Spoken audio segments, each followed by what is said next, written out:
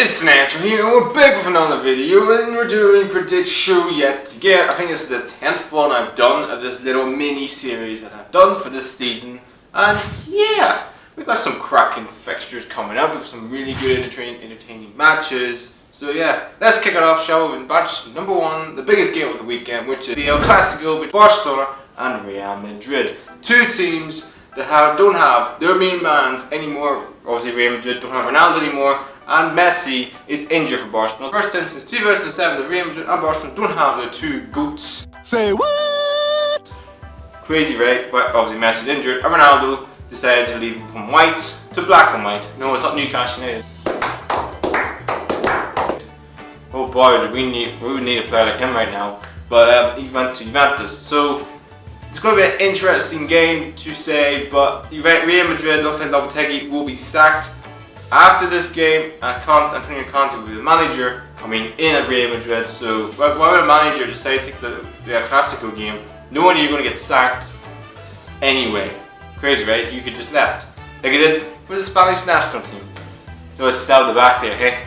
But going this game, obviously Barcelona don't have Messi, but they still have quality players nonetheless. Rafinha scored a goal in the Champions League midweek and did alright without him, to be honest, even though Inter Milan didn't really offer anything going forward. So I really do think Barcelona will still have the edge in this game. I think there's just too much, and I think in the form right now they're on back-to-back wins. Real Madrid are struggling to score goals. Yes, to beat the Victoria Pilsen midweek, but to be honest, I think the Victoria Pilsen, if they were Juventus, any other top team, but Real Madrid would have really struggled to get a draw in that game. So for me, I think Barcelona will win this game quite comfortably. A 3-1 win in a cruise control game for them. Real Madrid, if they lose this match, 7 points, and they'll probably drop down to maybe 10th in the league.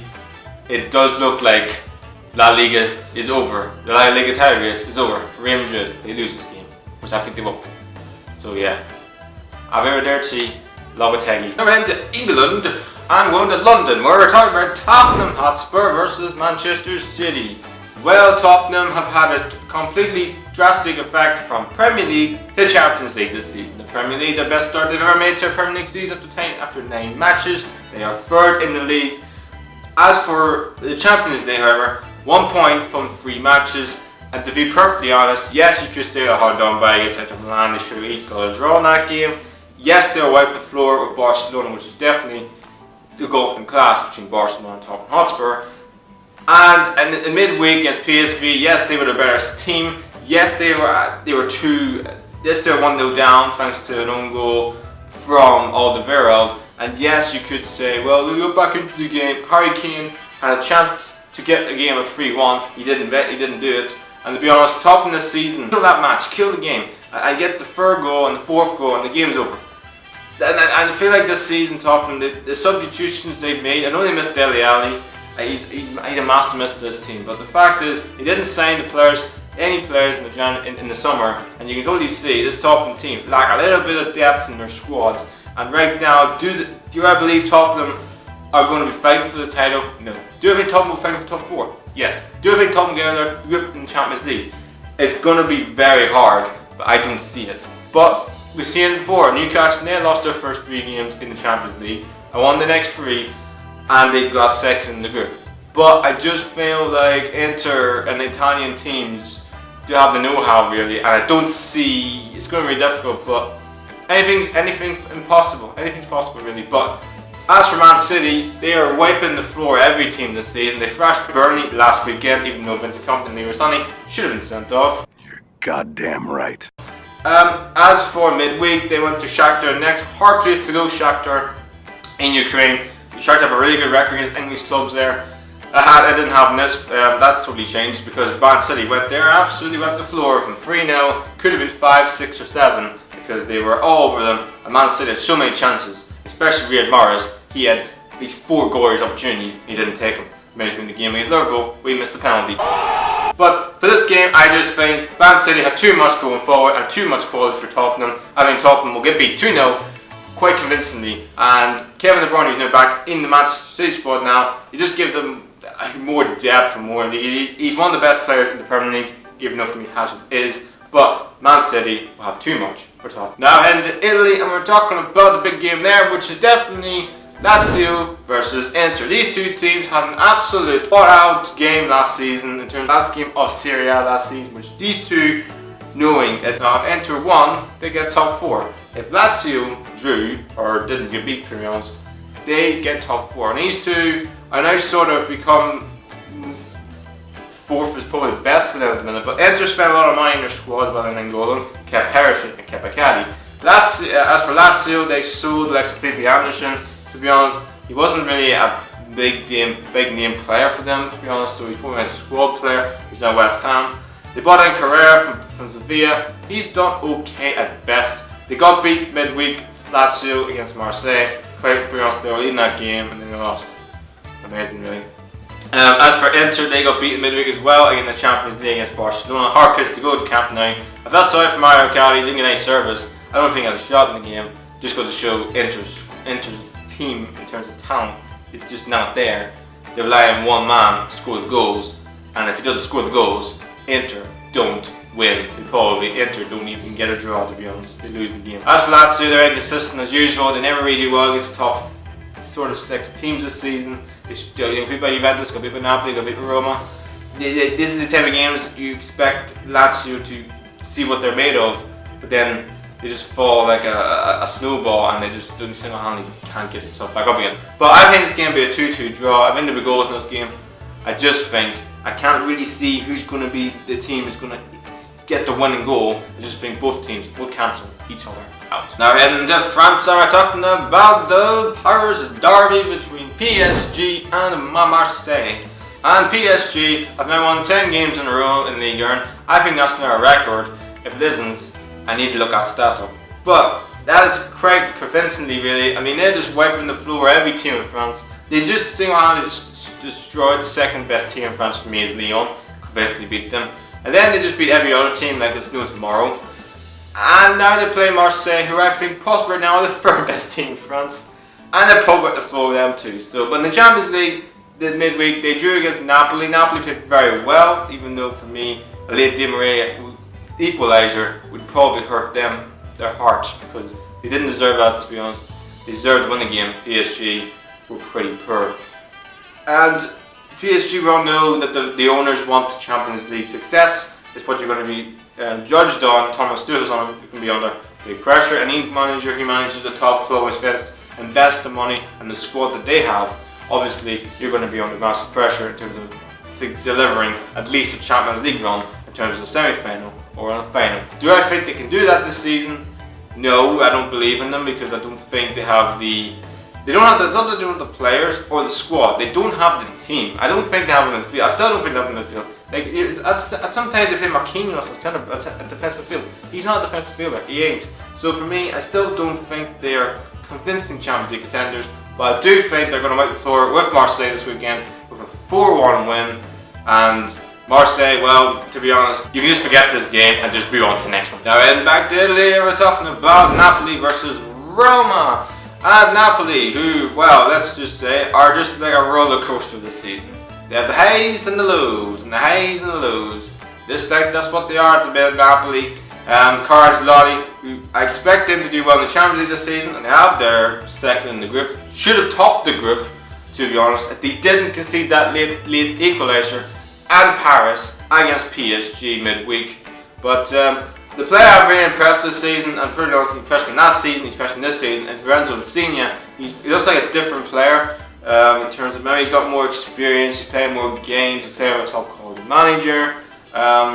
And I don't know why Italy don't get the best out of him, because he's a real player, real talent. I don't know, Italy trying to think what's his best position. Is he a number 10? Is he a winger? Does he play up? Maybe is he a false 9? So right now, probably Italy trying to think the best out of him, even though for me, Napoli are definitely getting the best out of him. As for Roma, they also won midweek in the Champions League. A quite convincing 3-0 win. And Dzeko scored 2 of the goals. Yes, I know they lost to Spal midweek. But to be honest, Roma are just that type of team. They can go and probably beat Napoli this weekend, and then they'll probably lose to probably a Sassuolo, a Genoa, or maybe even a Cagliari, because that's just what Roma are. Just to beat them, 3-2 win, and as much as Edin Dzeko was banging goals in recently, I just don't think Roma are just going to see too many goals for him to score enough goals. That's why I think it's going to be 3-2 win for Napoli. Now heading back to England, and we're talking about Man United, more like the Red Doom Devils, against Everton, who are playing a different type of football. And I better not be complaining about boring football this season, because honestly, last season they were so fucking... they just can't stand Big Sam and Ronald Koeman and many others. But let's start Manchester United, shall we? They are literally like, if anybody's ever played that game Fortnite, For God's sake, turn it off! Turn it off! and you die and someone's doing the fucking default dance or the fucking, you know, any kind of cringy dance, that's what Man United are right now. Man United do not know what they are as a club, because right now they're 10th in the league. They're so far behind Manchester City, Liverpool, Chelsea, and even Arsenal and Tottenham at this moment in time, that top 4 isn't achievable for them. Top 4 achievable for Manchester United. This is one of the successful football clubs in world football. It ain't. They got single-handedly destroyed by, I know they lost the game to Juventus. Oh, I only lost 1-0. To be honest, they were playing off the park against Juventus. The gulf in quality between Juventus and Manchester United right now, it's absolutely staggering. It's like the gulf in quality between Manchester City and Newcastle United. That's the difference, ladies and gentlemen. Right now, their expectation has totally changed in the past year. As for Everton, they're playing a different type of football. I think they're probably going to be the best of the rest of the season. Bernardo's a very good signing. Sigiston looks like definitely 100% that Marco Silva is getting the best out of him this season. I think maybe Wayne Rooney and Dele Clasico are now gone. He's now become sort of the number 10, the leader in terms of that making creative chances, scoring goals, which was we saw at Swansea. He is a very good player.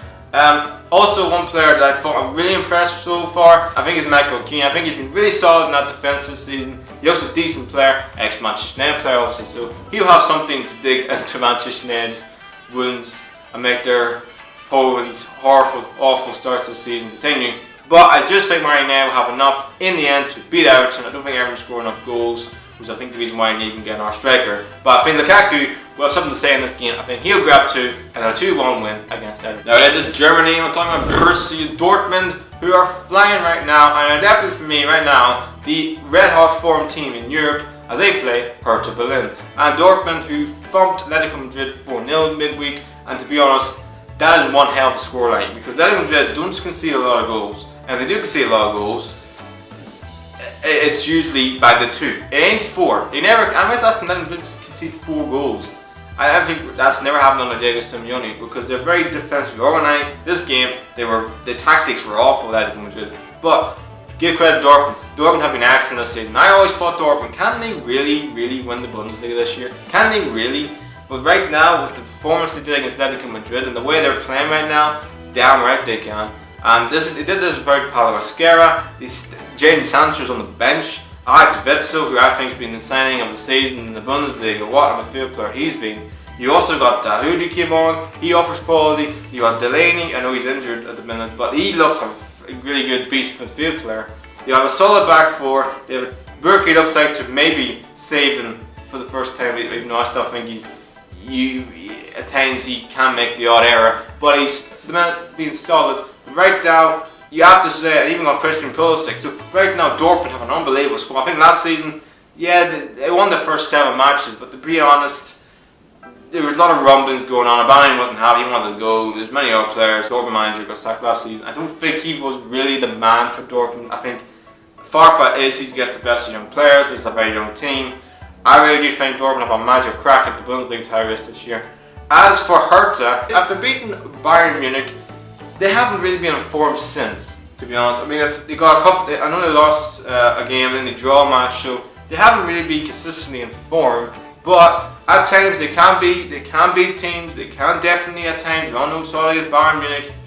That they definitely can go and put a result from out of nowhere. But I don't see it happening. I think right now there's one team you don't want to face in Europe right now is Borussia Dortmund, and I think Dortmund will win this game quite convincingly, 3-0. And Jadon Sancho will get another assist and another goal. Which just leaves the last game to talk about this weekend, which is Espanyol against Valladolid. 2 teams I haven't really talked about this season, but I thought I'd give them a mention because one of them is second in the league in Espana, 1 point behind Barcelona, and Valladolid, who are just being promoted, are 6th above Real Madrid. Real Madrid's season can't get any worse. They're now behind a fucking promoted team. Goodness me, how bad can you get? But right now, Valladolid, let's start with Valladolid, shall we? Since they appointed the Brazilian Ronaldo, the R9 Ronaldo, they have single-handedly haven't lost a game.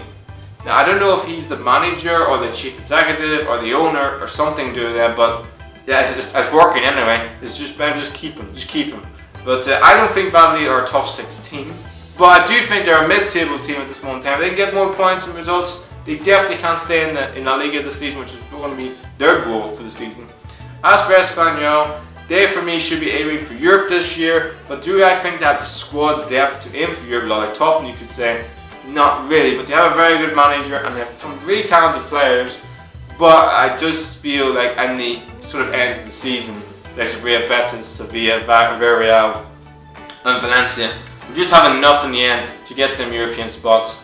I just think they'll struggle at times, Espanyol, to probably be consistent with their form, and probably players at times can be injured, which is going to be a problem too. But I think this will be a 1-1 draw. I think Valladolid have got a very good home record this season. I know they lost to Barcelona by the old goal there, but they have a big chance this season, Valladolid, to really put up some interesting results this season. Espanyol, Valladolid will be a 1-1 draw. So guys, to end up the prediction for this episode, you guys have an amazing day, and don't forget to subscribe and like the video. Anyway, please like, subscribe, the natural is out.